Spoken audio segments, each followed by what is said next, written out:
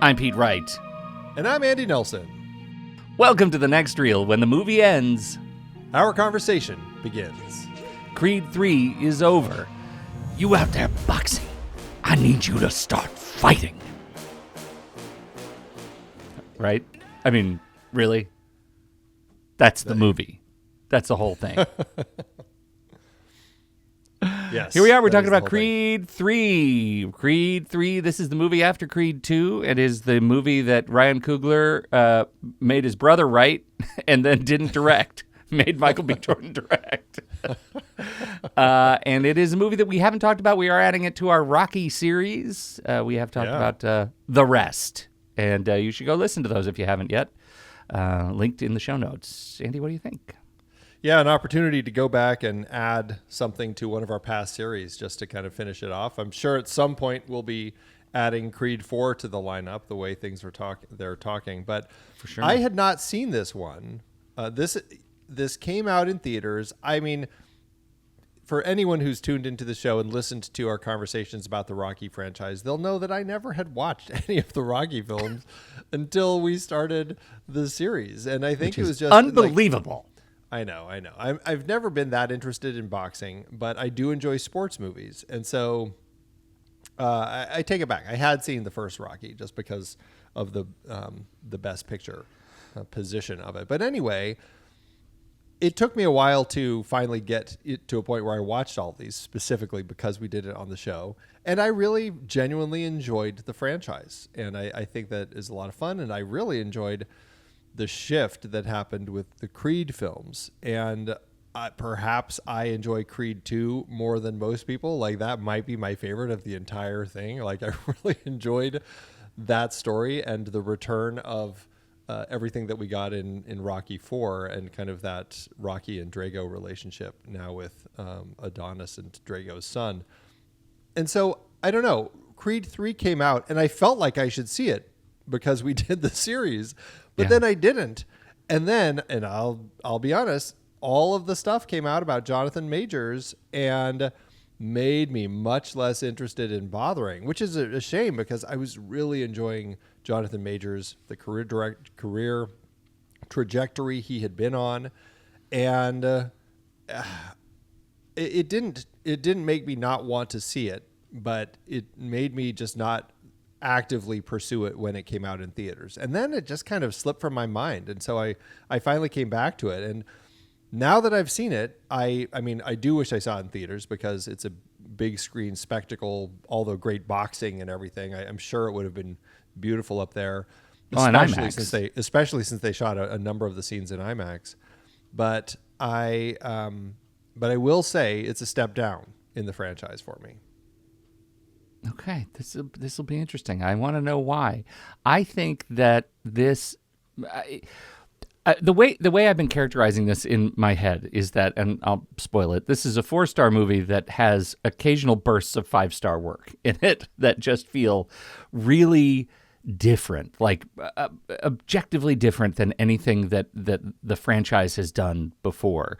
And I love that. I love that because it feels like Michael B. Jordan stepping in as director is we're getting someone who has been sort of waiting in line to speak, right? That this feels like a him thing, and I think that maybe that comes out. When you see more of his performance in Sinners and you start to see more of how this guy thinks about grief and loss and friendship and companionship and how to tune that for a sports movie, for a boxing movie, a movie that is ostensibly just about the conflict, and to make it not about the actual boxing match, but to do something really different and really special. And we'll talk about round 11. That all leads to this locker room conversation at the end that I feel like was really different than what I expected from this movie, from this franchise. And I really enjoyed it. Now, again, is it the best of the franchise? I don't know if that's true. For me, Creed 1 is pretty strong. But Creed 2, Andy, we need an intervention. I thought you liked that one. I guess I can't remember our conversation, but I love it. I did very much. But this is an interesting point, right? Because watching Creed 3 reminded me just how sort of fetishistic Creed 2 is about the past, right? Introducing, and some of that is because of the Sylvester Stallone problem. And I say that as a problem only in hindsight.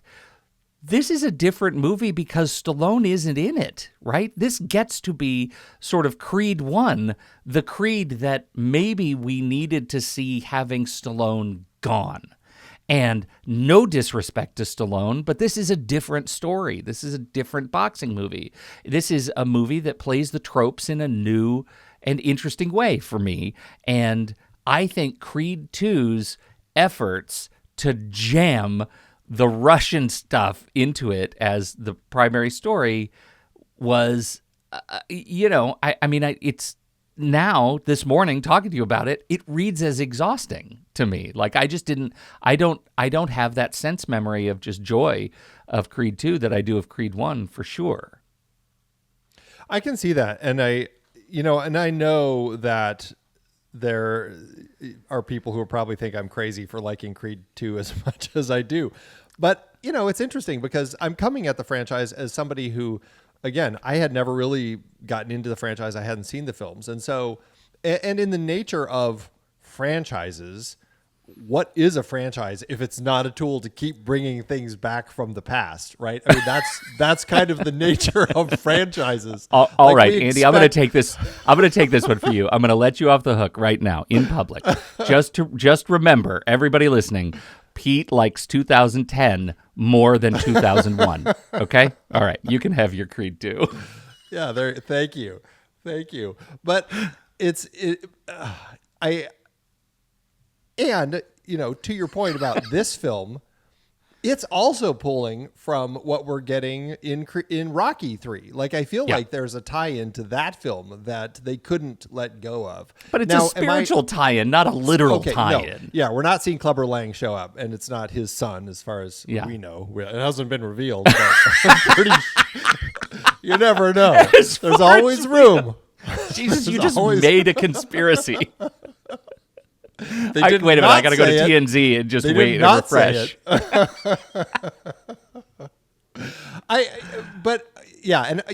Yes, spiritual, I guess you could say, for sure. But it is the nature of franchises to kind of have these threads. And so I guess to that end, I just enjoyed the way that Creed 2 had that connective tissue that, for me, made for a really emotional journey. Creed 3, I definitely appreciate everything you're saying, that they're going for a different feel. Coogler's vision, especially as we get to that final boxing match, shifts it into giving it a different tone that really kind of made it very different. And, that final conversation between the two of them really kind of made the film click for me. But there's so much plotty nature of the way the story is put together to get us there that just made me roll my eyes so often in this movie. Again, this is the Rocky franchise. That's happened a lot. I've dealt with little house cleaning robots or whatever we had. Like, there's been a lot of weird nonsense in this franchise that I've not really liked. And so I acknowledge all of that. But I don't know. Some of the stuff in this, I think that they could have done a better job with. And that frustrates me because genuinely, I think I feel like I have thus far kind of preferred the Creed films to the Rocky films. And Creed 3, 2 out of 5 or 6. This one made me question some of that because I felt like, okay, we're just kind of like, it still is just the Rocky franchise. We're just, there's some stuff in here that, just well, I'll tell you, I want to put some different words to, I think, the sense that you're conveying here for me, which is when I say it's a 4-star movie doing 5-star stuff, there is a bit in this movie where it turns from and accelerates to the point that we just have to take as writ that this guy can come out of of prison for 18 years, and within a matter of weeks, be standing in a title fight for the World Heavyweight Championship. And it is a distinctly Rocky move to expect us to believe that ascendance, right? That is a distinctly Rocky trope to expect us to believe that. And if it had been, I contend, any other performer in that role besides Jonathan Majors, we will talk about, I don't think I would have bought it. But I think this guy's performance in this movie opposite Jordan is transcendent. I think it is really, really good. It transcends the material he was given and creates an emotional human with a terrible, distinctly sort of anti-privileged background, and offers us something, I think, to think about in a way that some of the Rocky movies did not, especially the robot one. I'm just glad he didn't have to box the robot. Oh God! See, that would be today's next Creed. Is just it's Creed against AI. Yeah, Creed against the Mercy. Right. It's Ava, man. So, I just watched Ex Machina last night, and she can take him. Yeah, she could definitely do it. Yeah, there you go. So, yeah, I think that what works is because they do develop this emotional story between these two characters. A very interesting. I mean, it's not exactly a surprise as far as a backstory for characters. It's like, okay, I feel like I've seen this backstory many times. Rocky passed. One of them goes one way, one goes the other. They, the one who went down ended up in jail. All that comes back looking for a way to kind of get back into the spotlight. Like, I feel like that's a very tropey story. So it's not original in that extent. What we have Michael B. Jordan and Jonathan Majors bringing to it, largely, even when it is tropey, they play it really well and they bring the emotions that make it work. I still struggle so much, though, with a lot of the plot mechanics that make the story feel more engineered than it needs to. And that's where I get frustrated, because so much of the elements that are behind this story just feel very engineered. I'm not talking so much about their childhood, even if it is tropey, the two of them growing up in a home, struggling. They have a foster father there who's abusive to the both of them, and they end up beating him at one point, and or specifically, it seems like Adonis is the one who beats him. And then when Damian shows up to help and pulls a gun on the guys who are trying to pull Adonis off, the police show up. Damian goes to jail for 18 years. That's essentially the story. And then Adonis gets taken in by Apollo Creed and his wife, Marianne, and his life goes one way. What I struggle with, and the thing that just, like, they set it up and then it's just hanging there, is the freaking letters. And we have this set up early on when when Damian first shows up at the gym. It's like, I never heard back from you after I wrote you all those letters. And Adonis is like, what letters? Oh, well, I sent them to your home. He's like, well, has your mom moved? I'm like, she's at the same place. I'm like, oh, there it is. Mom's got the letters, and it's going to be a big thing that we have. And then Adonis never asks her about it. Like, it's just sitting there for us to be dwelling on. Yeah. And it's this plot point where it's just like, okay, it's going to come back and it's going to be a big thing that's going to bite Adonis in the ass. And sure enough, it does. And it's after the whole thing of getting to the place where they're going to be boxing against each other. And Marianne finally goes through the letters, finds the photo featuring Damian and this guy who went into a club and beat up Drago's son just so that he could, like, finagle his way into this match. And, like, that was like the mechanics that we got and I'm just like, oh God, it's like, it was tedious screenwriting, honestly. Like, I couldn't believe how frustrated it made me, because it's just like everything just was like so, rudimentary as far as the way they put it together.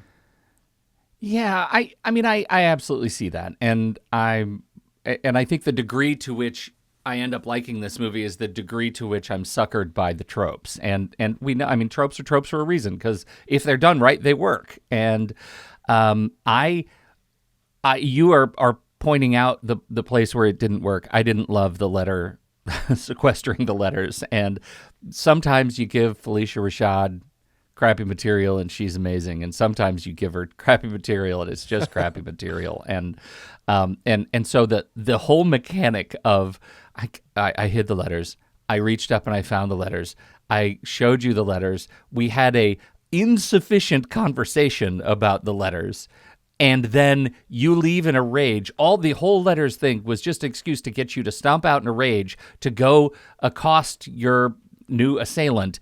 Meanwhile, mom has a stroke. Like, it's just, that mechanic was exhausting. And the reason it is a double-edged complaint.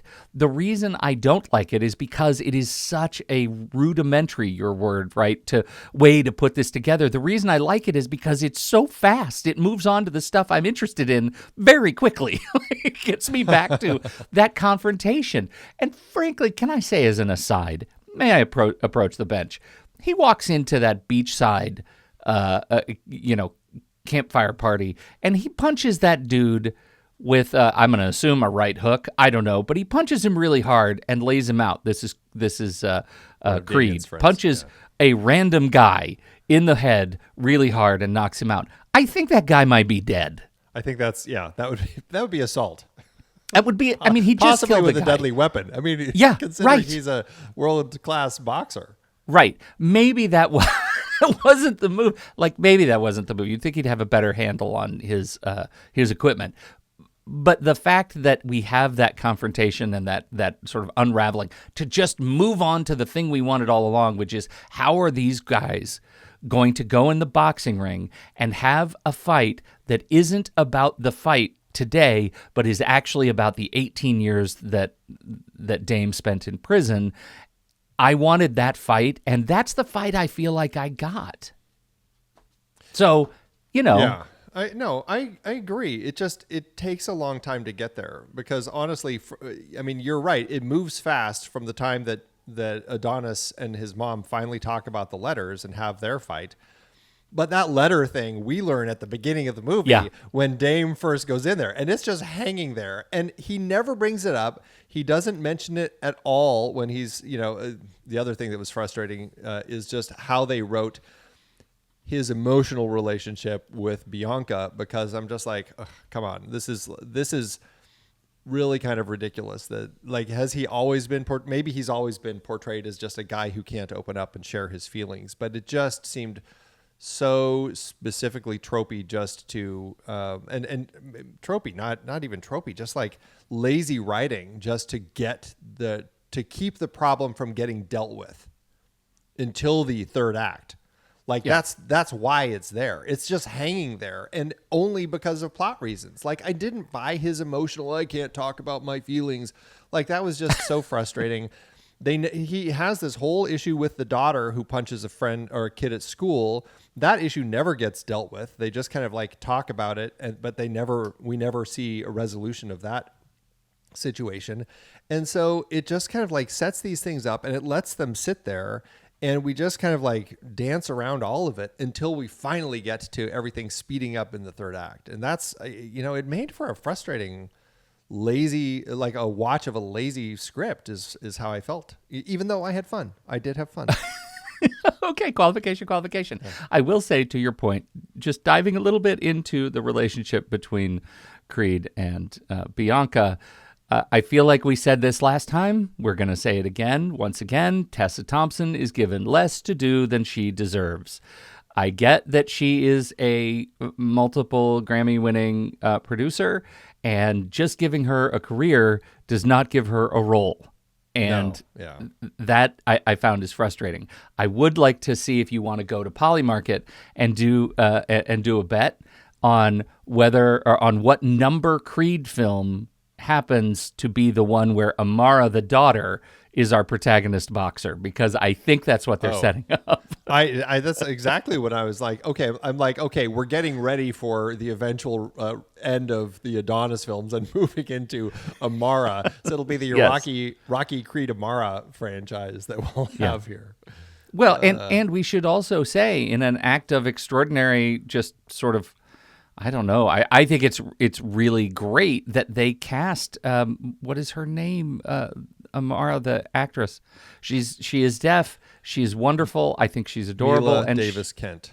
yes, she's fantastic. So I am a fan of the daughter for what she gets to do. I think they do a fine job of giving us a sense that there is this sort of family in the three of them, and they don't perseverate too much on the extraordinary wealth. Again, I say that only by comparison to the Rocky movies of its sort of genre era, when they really, part of the Rocky story is figuring out how to deal with the extraordinary wealth that comes with it. I didn't get a feeling that Creed was having any trouble with the extraordinary wealth that came with what he was He doing. hasn't bought a robot for his house He yet. hasn't bought, well, yet. Yeah. Yet. Yeah, there's still room. Yeah. There's still time. Yeah. So I think that was Rocky 4, so we can expect that by Creed 4. next time. Yeah. Do you want to do a toss to something? Yeah. All right. All right, we're going to take a quick break, but first, you can find the show on YouTube, and you can join us live when we record. We will even take your questions in the post-show chit-chat. Live, everyone is welcome, and members get the replay and the extended cut. Subscribe to The Next Reel on YouTube. The link to this episode is in the show notes. We'll be right back. Okay. Man, Jonathan Majors. Just the hard truth of that guy's life and career is that, he is yet again a guy that is forcing us to address just how much of of the separation of career and personal life we have to acquit in watching this movie. I think your initial comment was right on. Like, the movie came out in theaters, and then there is a certain ick factor to starting to hear about what he was ultimately convicted of, and the fact that he was clearly, over the course of a decade, a danger to many of the women in his life, and that is incredibly frustrating. I mean, it just sucks, because his performance is really great. His career to this point was really great.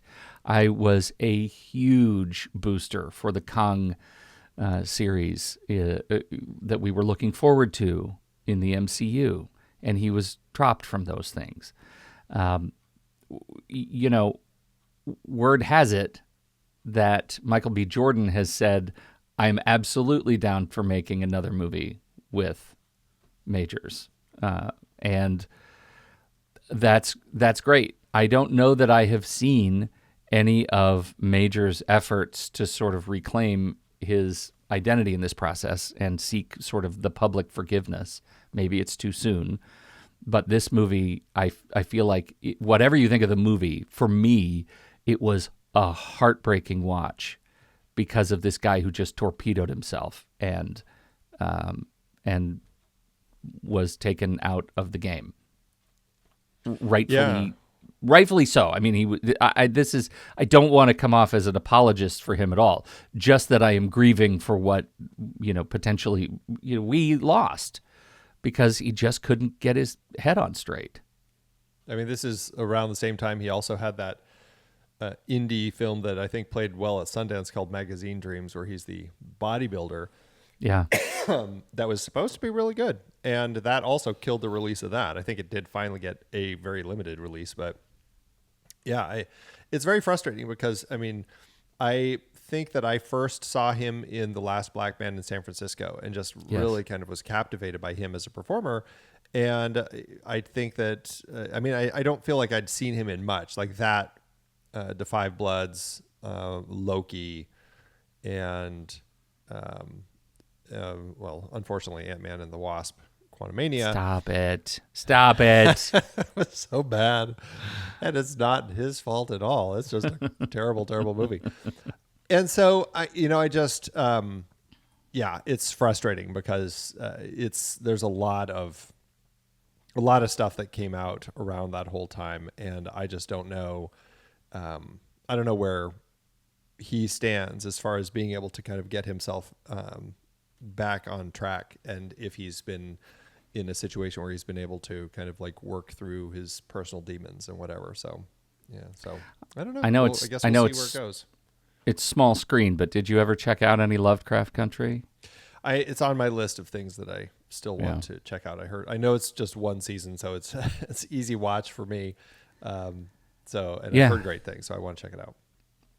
We did our Lovecraft series over on Sitting in the Dark, and I used that as an excuse to dive into that. And that's another one which is just like his performance is, you can see this guy right there on that small screen is going to be a major star. He's going to be a major star. So it is sad for the career that could have been, and for all of the people that he hurt over his years. So that's the frustrating part. Okay, can we talk about some of these tentpole fight moments? That's a thing we used to talk about with these movies, right? Is the actual fighting? Yeah, and there's not a lot of it here. We've got the opening fight, and we've got the closing in Africa. Fight. And then we've got some sparring matches and stuff in the middle, and we do have the boxing match when he goes up against the guy. What's his name? Felix. Felix, who had kind of taken the title. Yeah. So, yeah. I mean, honestly, it's been so long since I watched the other films. I can't remember specifics about how they were directed, as far as like being able to compare and contrast. I don't know. Do you remember much about the fights? Well, I feel like they were. I mean, the franchise established the sort of kineticism of shooting in the ring, and I think there is a really. I remember in the first one, the Creed one, how exciting it was to watch the behind the scenes footage when Creed takes a hit that knocks him out. Right, those kinds of things to establish sort of the visceral violence in the ring. I think they did a good job there. But this one does do something different from other fight movies, I feel like, and I didn't know it. Couldn't put my finger on it until I read that just how much influence he took from anime, best friends fighting stories in manga, and being able to sort of go back and watch that, especially the first fight, even more than the last fight. But the first fight, the way they capture eyes, body parts, the way they capture impact, the way they slow the film down so dramatically to show the sort of over-exaggerated, rivers of flesh that appear when you impact them so heavily. Looked very CG, and it took me out of the fights. Damn honestly. It! Another thing that took you out of the movie, Andy. Yeah. I'm fishing for the good stuff here. I really liked it. Yeah. I thought it was great. Yeah.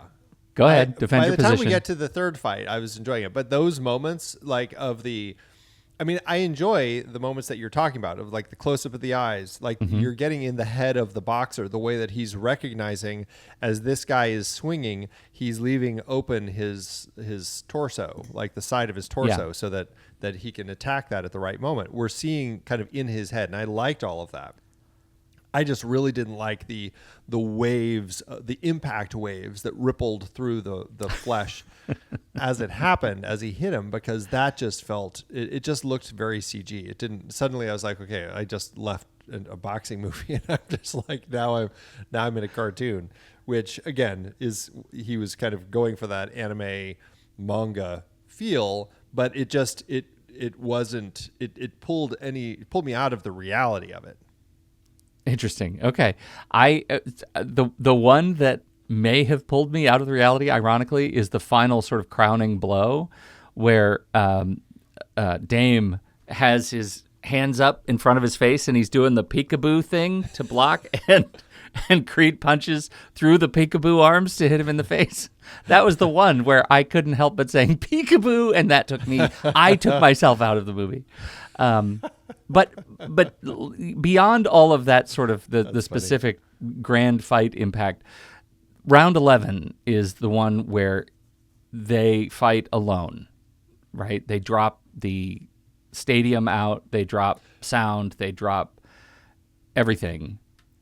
And we end up with this, or wait, is it round 11 or is it earlier?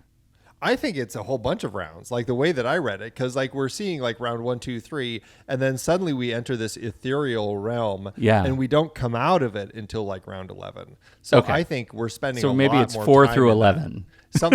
I think the way that it felt to me is we're spending quite a bit of time in this like zone where it's just the two minds coming at each other. Yeah. So I wrote down round 11 because that's the one where it comes out, I think. And that's just my shorthand. So where do you stand on the other, like fighting in the Matrix? I loved that. Okay. That to me was such a what a relief. Give you a sense of relief finally. Yes, I got one. I was so excited by what Jordan did there and how he chose to tell this story that took it out of the boxing ring and gave us this struggle between these two people who, there was this rift that had been sitting there for all this time, and Adonis obviously hadn't been thinking about it, but Damian and his return brought it back, and now like it's something that Adonis has to deal with, and the conflicts of his own past and where he is and how he got to where he is and all of the stuff that he's now thinking about and carrying, it all comes out in that moment. And just to take a moment before all of that, there's a fantastic shot that Jordan and his cinematographer crafts where it's right before the fight. And I think like Adonis comes to talk to Damian briefly, and in his dressing room.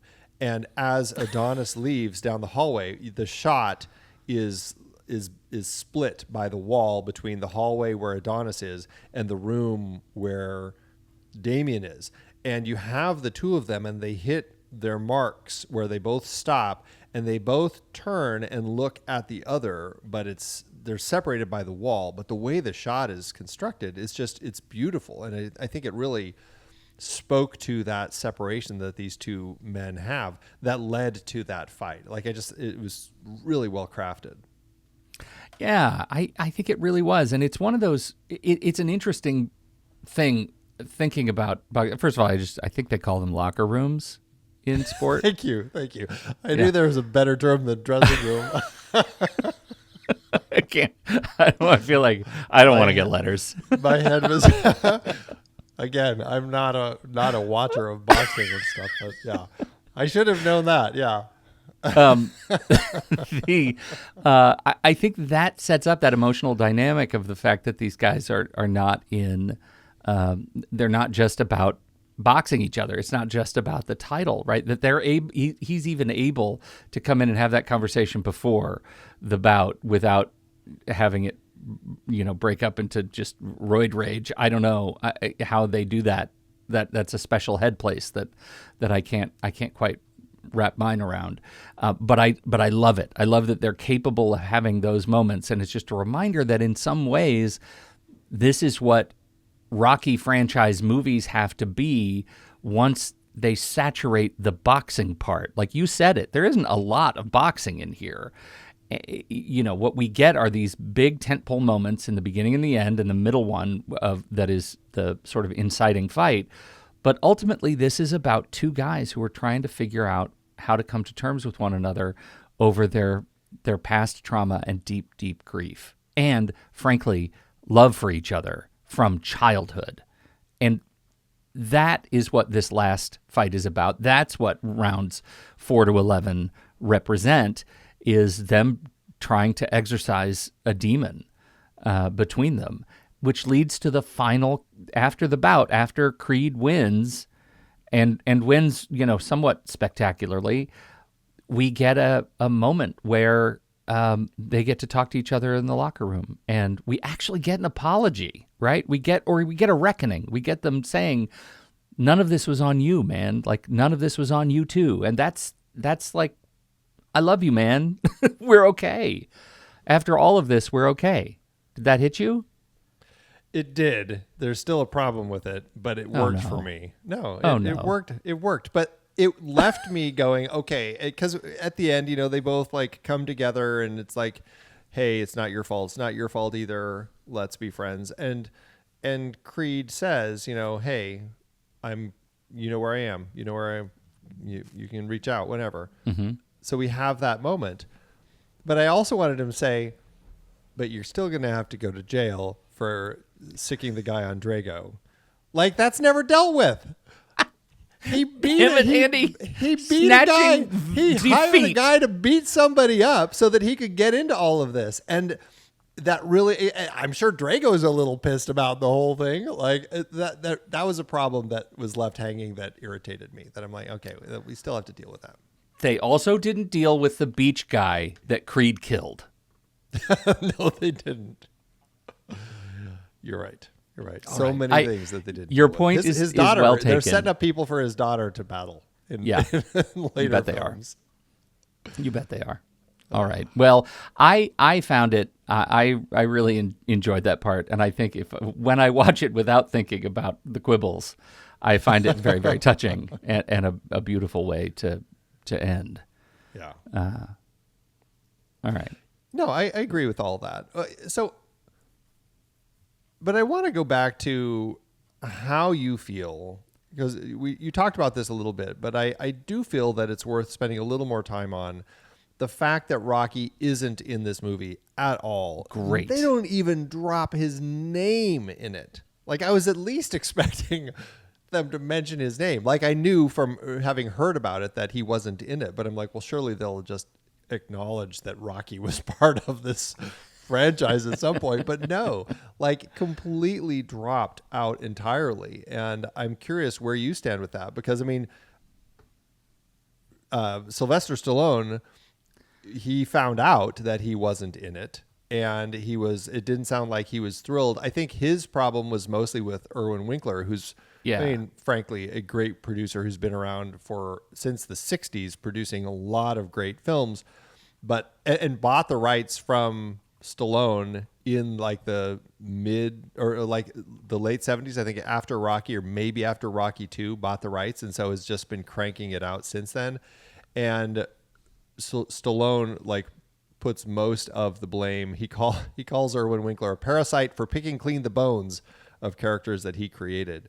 So he's a little frustrated with that, although he's been in all of them up until this point. So just as a reminder, he certainly has been profiting off of that parasite. But he quotes, this is a quote from Stallone, that he didn't like the darker direction that they took for it. He said, "That's a regretful situation because I know what it could have been.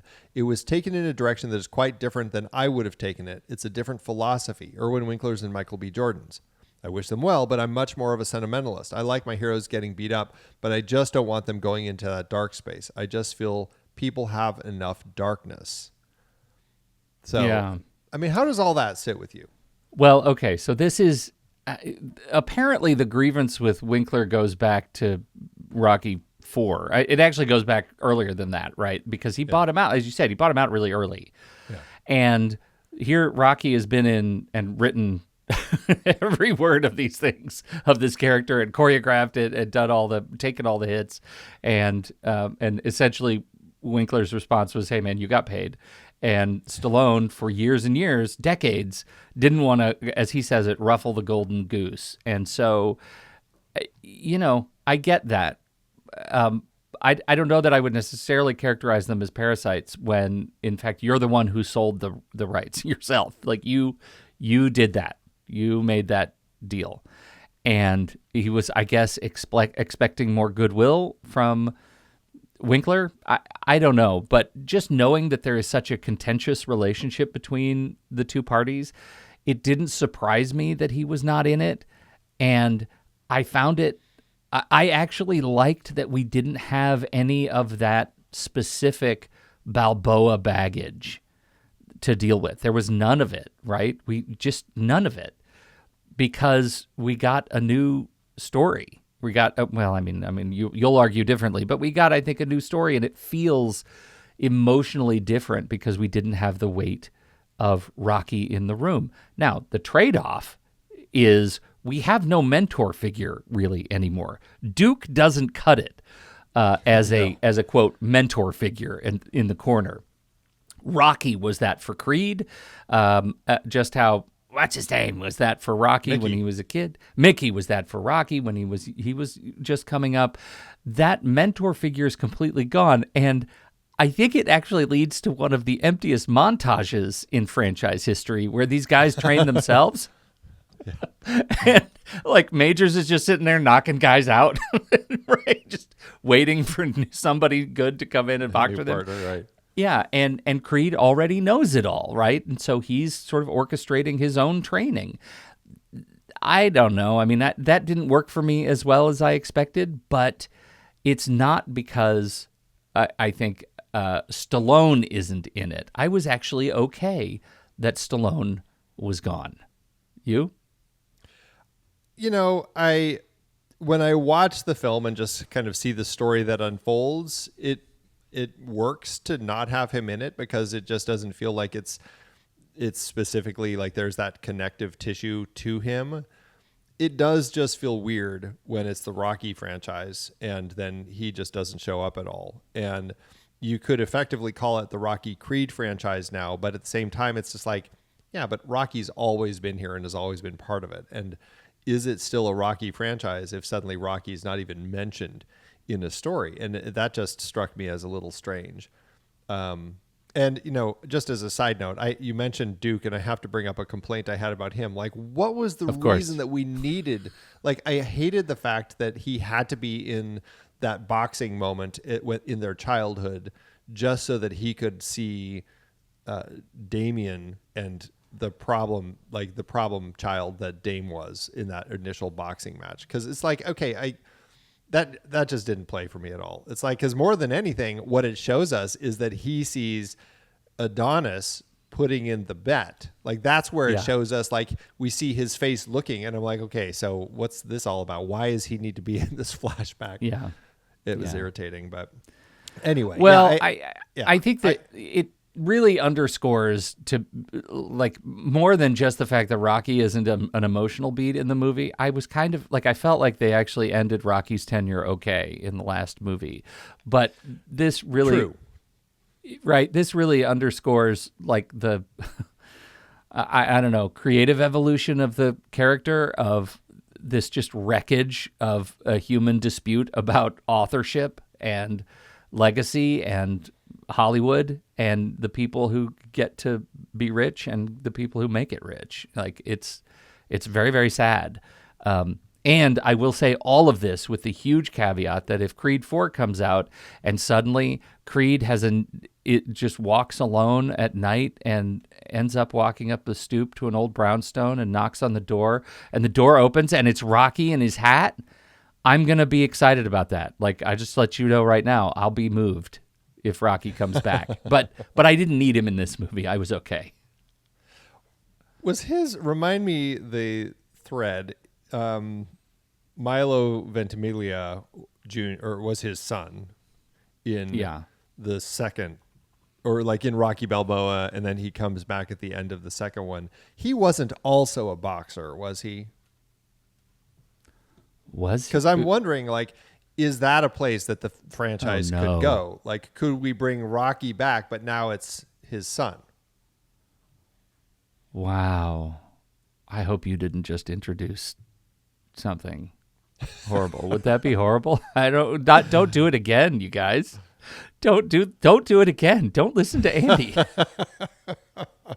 I'm not saying I want that. I'm just saying, what is this franchise? And I'm happy to have it the Rocky Creed franchise. Like I really enjoy the Creed films. But it does, in the end, I think what it actually becomes is the Winkler franchise. And it just becomes whatever Irwin Winkler. And we'll just call out, 2 of his sons are now also producers on this, Charles and David Winkler. So it really is kind of the evolution of the Winkler franchise that we're watching. Yeah. And it's going to go wherever they think it will make money. And I think that's the bottom line, is they want to make money with this and they don't care which stories they pull from. Yeah. Yeah, they don't care. And it's fine. I guess it's not fine if you're Sylvester Stallone, who is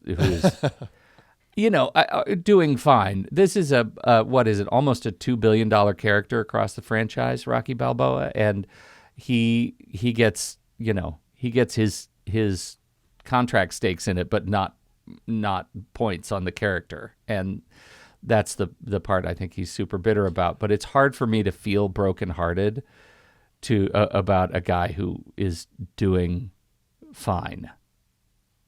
Yeah. Oh, I mean, he's definitely doing fine. And he was a producer on this. I mean, he's still absolutely. I don't know if he was active or if that's just he was not. That's part of the controversy. He got a producer credit, but he had absolutely no creative input on the. And he didn't even want to watch it. Like he said, I'm not even going to go see it. So it's very interesting.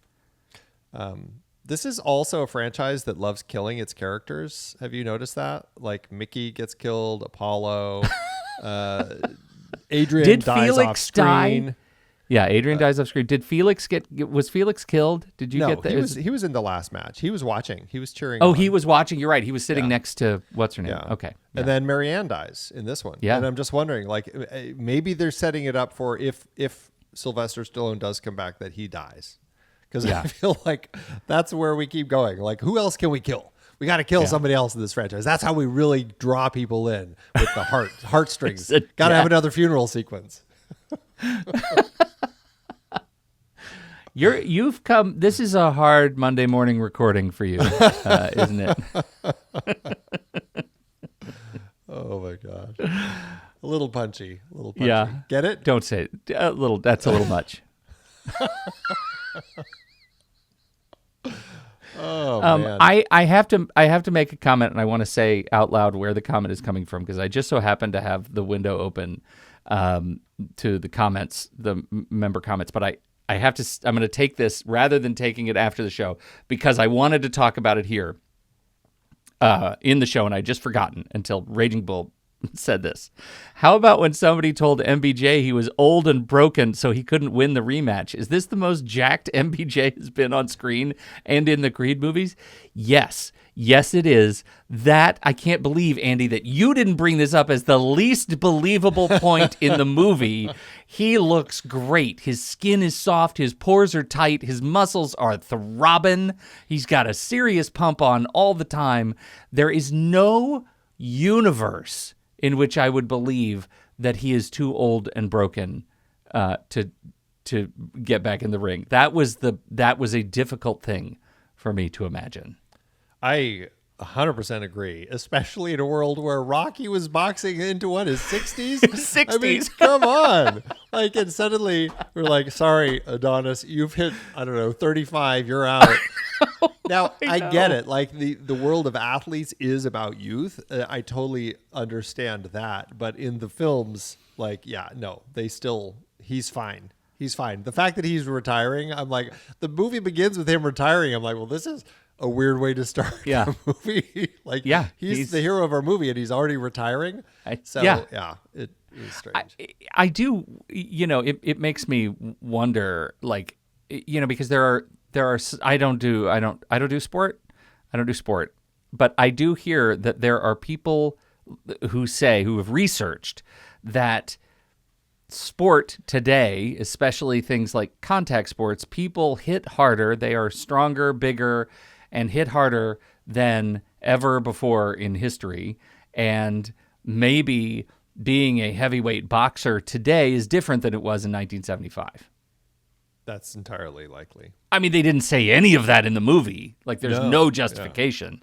But right, which of the Rocky movies had all the science? It was Drago. It was Rocky Drago, IV, Drago. Drago. So we haven't gotten to there yet. Yeah, so that's the next movie where they're going to be analyzing all this, and then Rocky Balboa is where they had the little Street fight. Was it Rocky Balboa or then Rocky 5 when they had all the computer programming to determine like the best fighter. And that's stuff, right. So that's right. You're right. yeah. Jordan himself is looks like 37, 39 right now. Yeah. God, the guy looks great. Come on. Yeah, he does look great. He's just crushing it. So is Majors. I mean, they were physical, damned specimens. Yeah, it's pretty. That's one thing that's always impressive with these is the extent that the actors go to actually deliver this work in the ring. Like, it's crazy, and I can't imagine filming a scene where you're actively punching somebody as the director of the film and then stopping to talk about it. Like, okay, let's try it this way, as you're like shaking off the fact that you just got just got hit in the head. I'm just like, that's like a crazy amount of work. And it's, I mean, Sylvester Stallone was doing it too, but it's just like, it's amazing what these people go through as they're also writing, directing, producing these films. Okay. God. Just for me to watch, Andy. No, thank you. All right. Well, I guess that's about it. So we're going to move into the back half. First, let's take a quick break. I've got to find the back half. There it is. I found it. The Next Reel is a production of True Story FM, engineering by Andy Nelson, music by Tsabutan, Skrilla, Oriel Novella, and Eli Catlin. Andy usually finds all the stats for the awards and numbers at the-numbers.com, boxofficemojo.com, imdb.com, and wikipedia.org. Find the show and the full archive at truestory.fm. You can follow us from there too and learn about membership.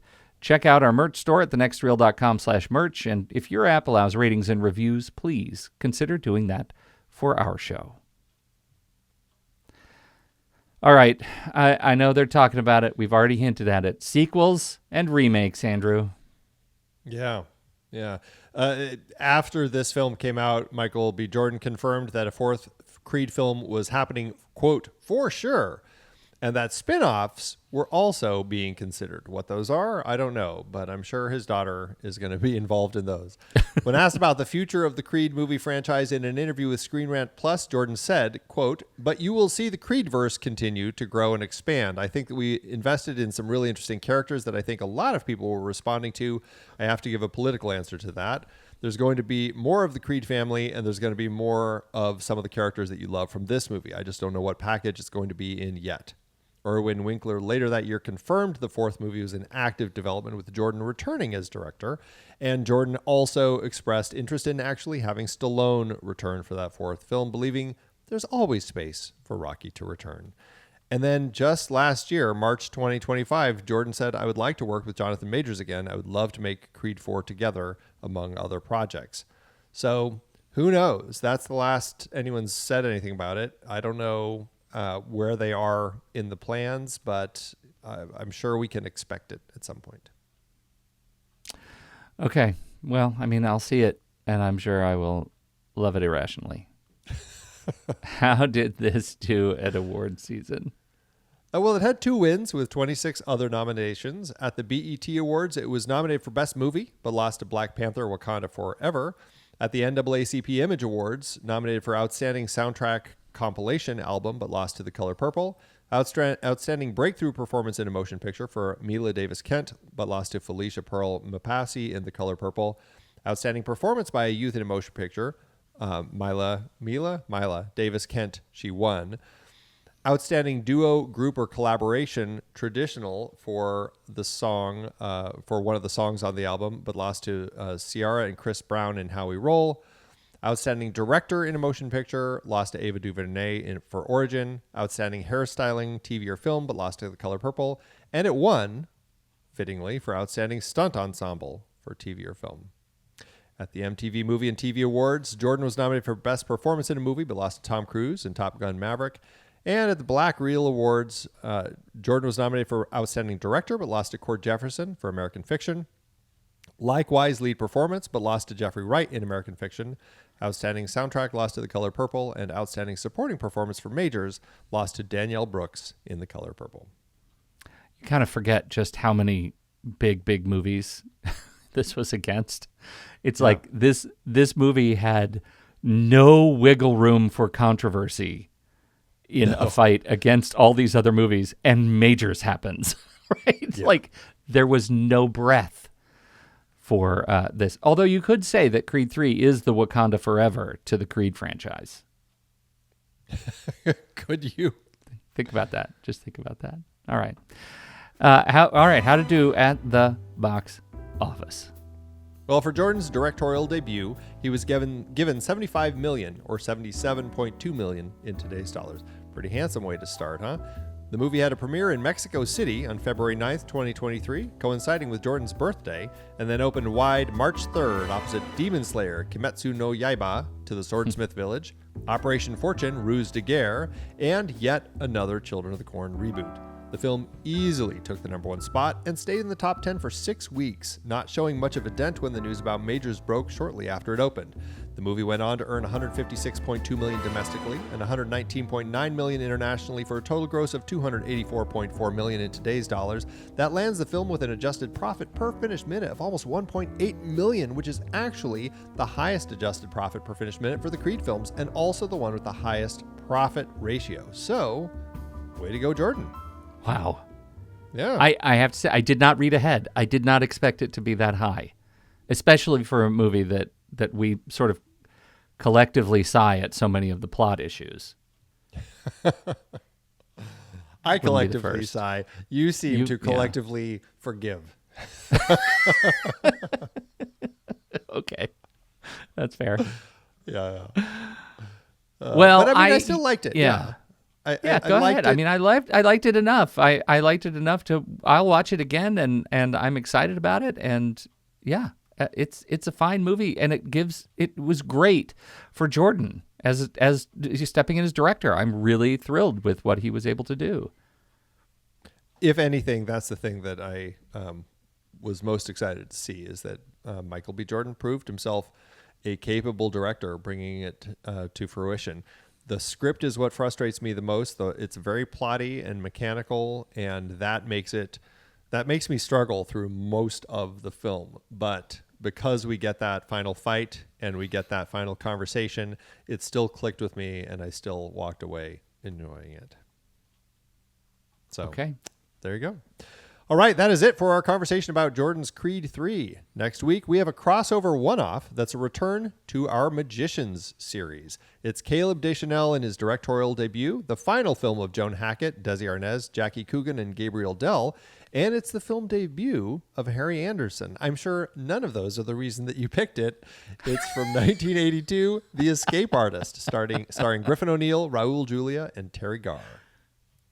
I can't wait. All right, let's do our ratings.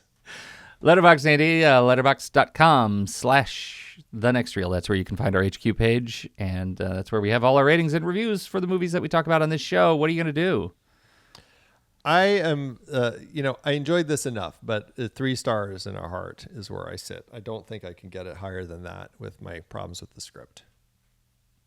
You can't get it higher than that with your problems, is the quote from this show. Yeah. I am 4 stars and a heart, and I outed myself early as being a 4-star booster of the movie. I think you're right. I sigh right through my forgiveness of so many of the things in this movie because of what I do enjoy. I think that it does very, very well. Yeah. So there you go. There you go. Well, that averages out to 3.5 stars and a heart, which will round, or doesn't round. That averages out to 3.5 stars and a heart. You can find the show on Letterboxd at The Next Reel. You can find me there at Soda Creek Film. You can find Pete there at Pete Wright. So what did you think about Creed 3? We would love to hear your thoughts. Hop into the Show Talk channel over in our Discord community where we will be talking about the movie this week. When the movie ends, our conversation begins.